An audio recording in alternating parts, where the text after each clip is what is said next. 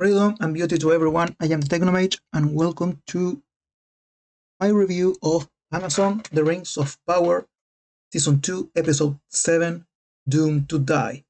And holy, this episode title is fitting, not just for the episode, what it means, but also for the series in general, because Rings of Power Season 2 is not doing well with the audiences.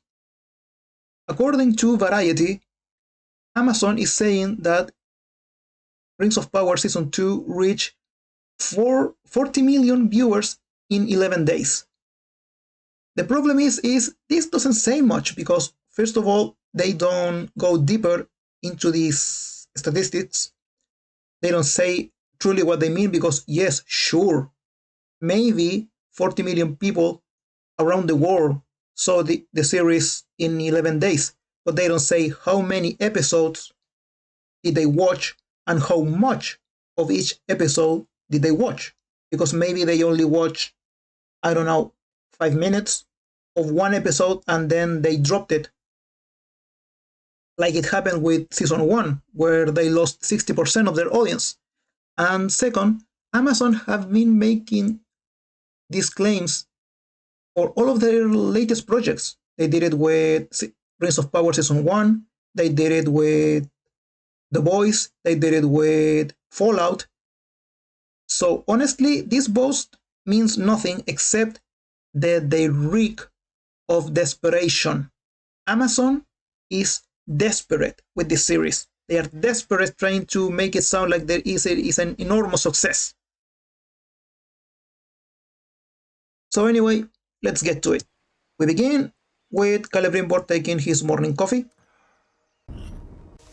He continues to work in the rings. He is very preoccupied with his job, with his work, but he starts noticing certain things. But Sauron luckily is there to keep him in line, keep him in his place, working on the rings. Meanwhile, on the outside, Eregion burns.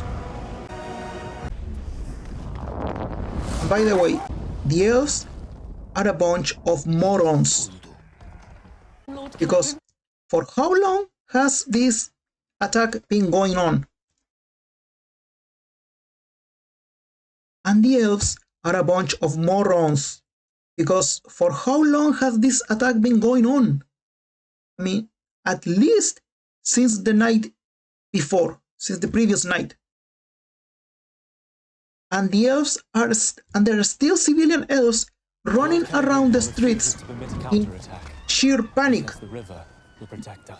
The elven soldiers still haven't put them under protection.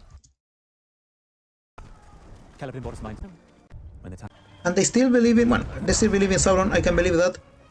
But in a very sound strategy,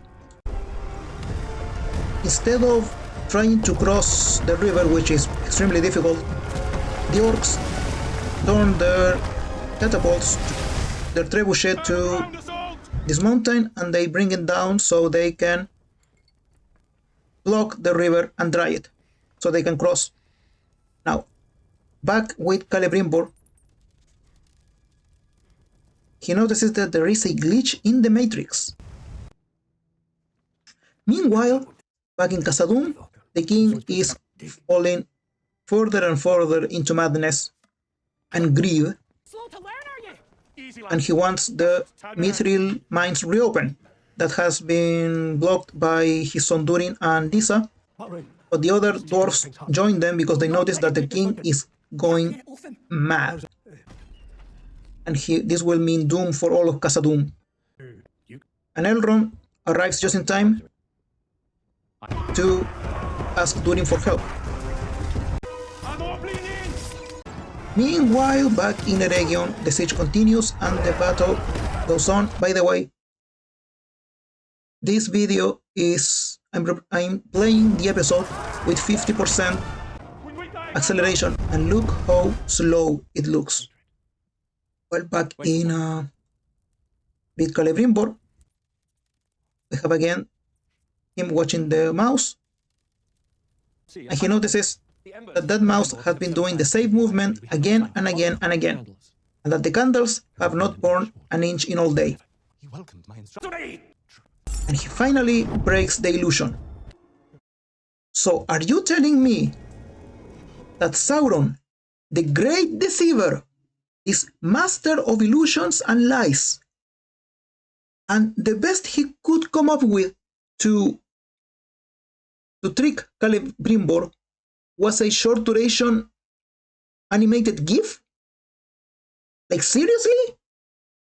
Couldn't he put a little bit more of effort in making something more complex and more complete than just a little sequence repeating over and over and over again? Well, this series writers are just writing what they know. Low effort. Well, and finally Celebrimbor connects the dots. This is Sauron, and he finally goes out, and there are still civilian elves running around. There's raining rocks and fire from the sky, and they are still running in open spaces. Go for protection somewhere. Well, Celebrimbor tried to call for help, but he realizes that he is alone, that everybody in there is under Sauron's influence. And now, without pretense, he threatens Celebrimbor, finish the rings or I will destroy your city. And oh, goodness gracious, this scene was awful.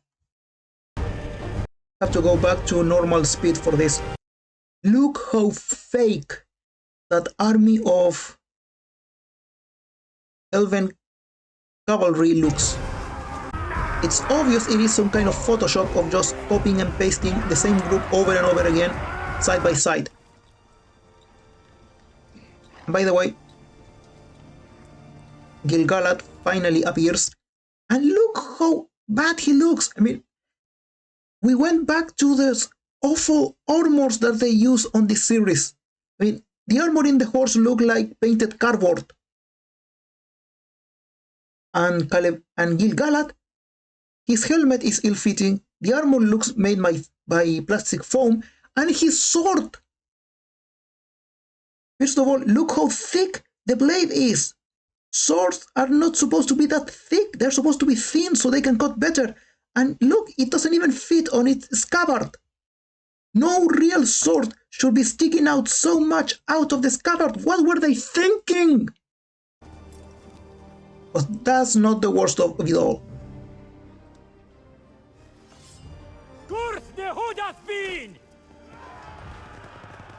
Now they begin the charge, and oh, for the love. How much money did Amazon waste on this series? Because season 1 is supposedly they said it cost $1 billion, give or take.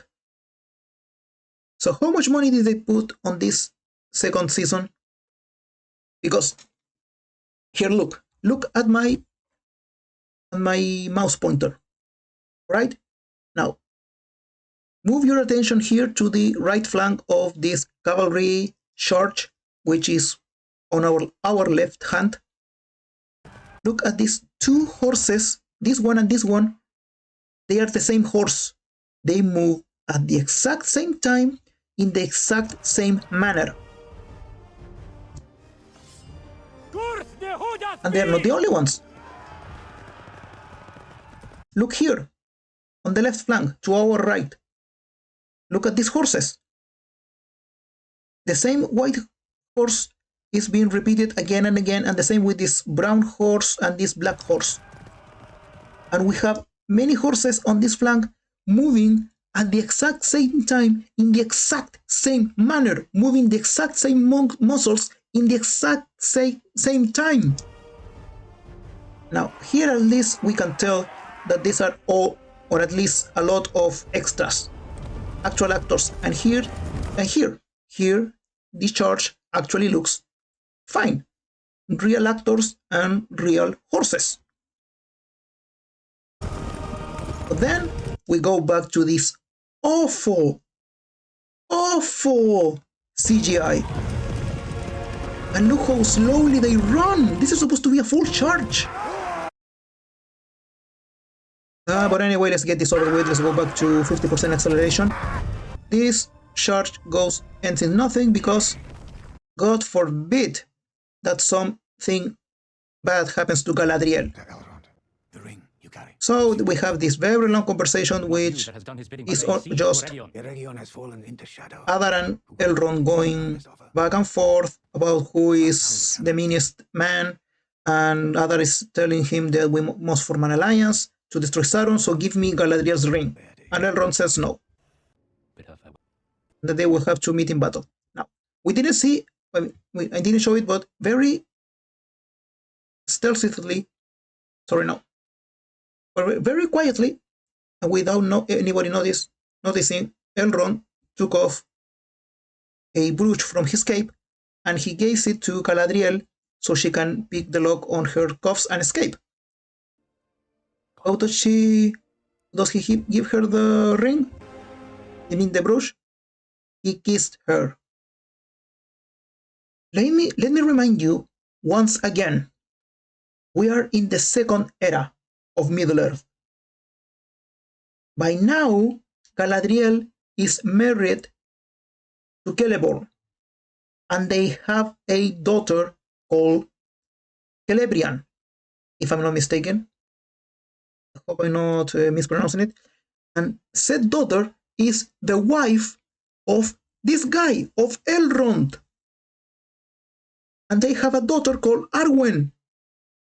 And here we have Elrond kissing his mother-in-law.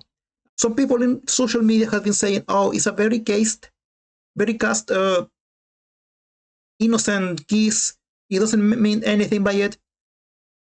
If that was the point, why didn't he hug her, gave her a hug, or kiss her in her forehead or in her cheek? No, he went straight for the lips.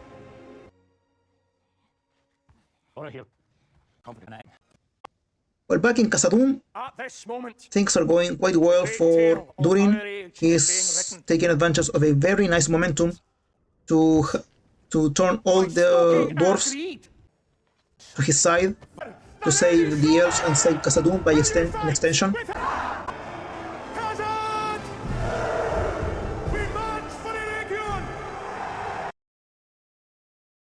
And in Eregion, the fight continues, and what the hell was that?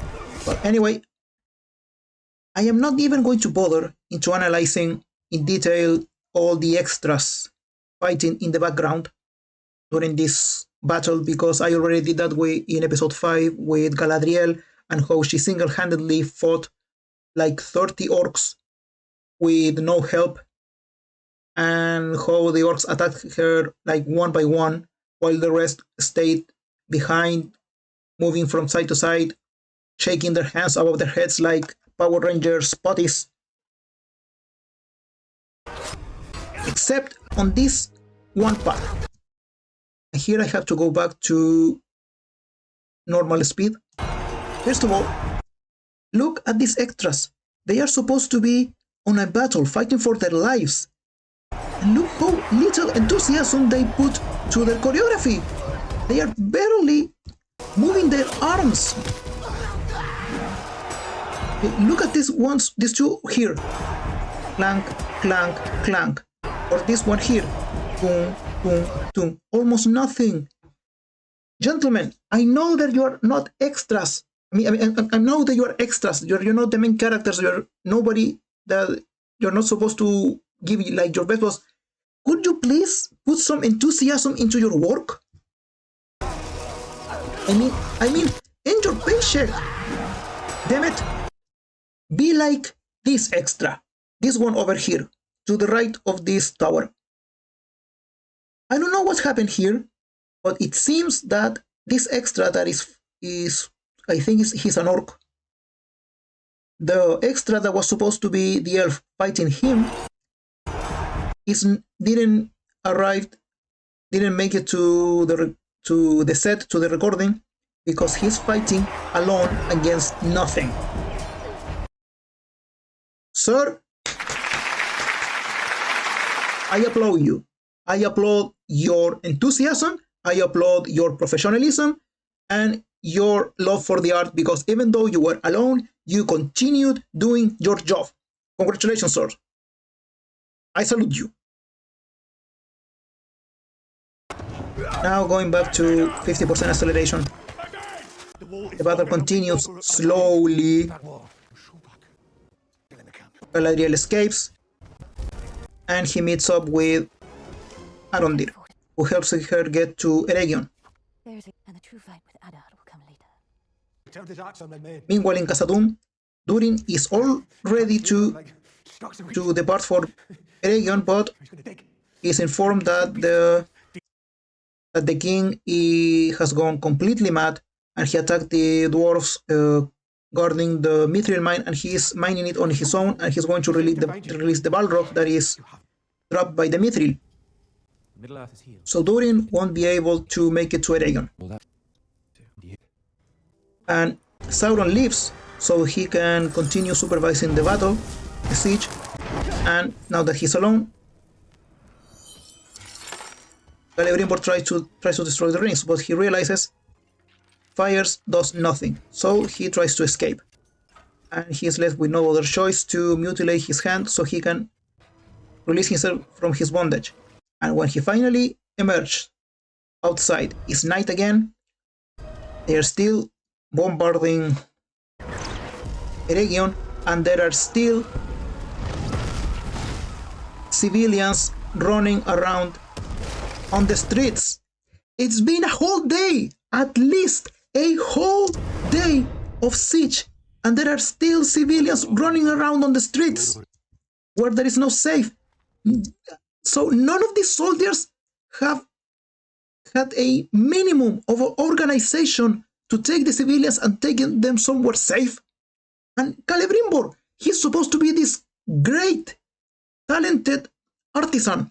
He built this city, obviously not with rock and roll, and he built this city, and didn't he thought about making a refuge for the civilians in case of a battle or a siege or a war? Nothing? Well, Galadriel finally arrives, and she is the one who convinced everyone that Celebrimbor is not crazy and that Anatar is Sauron. And finally, she takes some accountability. I'm sorry. I brought him here. I'm sorry I wasn't stronger. But of course, we cannot have a strong and independent woman have any fault, don't do anything wrong. Celebrimbor tells her, no, we're all weak. It's not your fault. Well, he goes to confront Sauron with those soldiers, and she leaves with the rings. Bloody hell, this battle is so slow. Why is it so slow? Unkind. Send him in. Well, finally, they are sending the troll. Yes, do you remember the troll? Well, Celebrimbor confronts Sauron, but Sauron easily slays all the soldiers that Celebrimbor brought with him. And yeah, do you remember this troll that appeared like for 5 seconds in episode 2, I think, or episode 3? Finally, it appears again. For like 5 minutes, because he is immediately slayed. Yes, just like that. It accomplished. This troll did nothing. Now, it's finally day again. It's daybreak. Adar is leading the charge. And they get the really bad news that Durin is not coming with his army.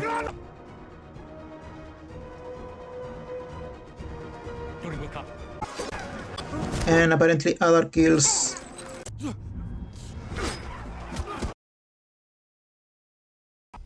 and it seems Adar killed Arondir, and the orcs finally invade a region which they, by the way, they don't show this, but I am sure that there are still civilian elves running around in the streets. I'm sure. We will see that in the next episode.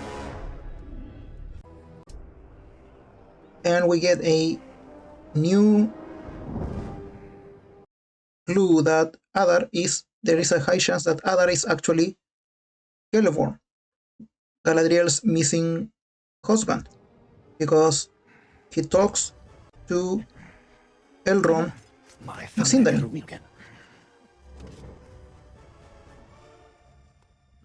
I've got to ask, with yours. And he mentions some ancient Elvish teaching, and he got Galadriel's ring. Oh, by the way, did I say to end the episode? Oh no, the episode ends with this.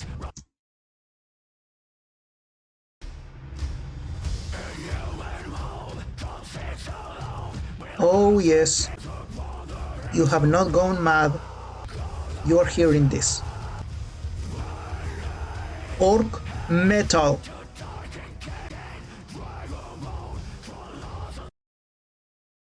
Oh. Seriously, what the hell were they thinking on this episode? It's awful. There's supposed to be so much happening, but it happens so slowly.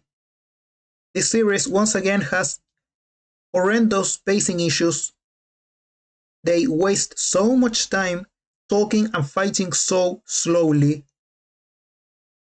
The only passion, the only effort I see the producers of the series put into the production of the series is how much effort they put into destroying Tolkien's Legendarium, into assassinating his characters and everything. Especially the elves in this episode. In this episode, the elves are a bunch of morons. Absolute idiots. They don't know how to organize in case of an emergency. They panic like humans. They show none of the coolness and calm that we see, that we read about them on the books and that we see about them in the Peter Jackson trilogy. Oh, poor Professor Tolkien. So much disrespect for him. So, this is the Technomage signing off. Thank you for watching. I will see you all in the next video. Goodbye.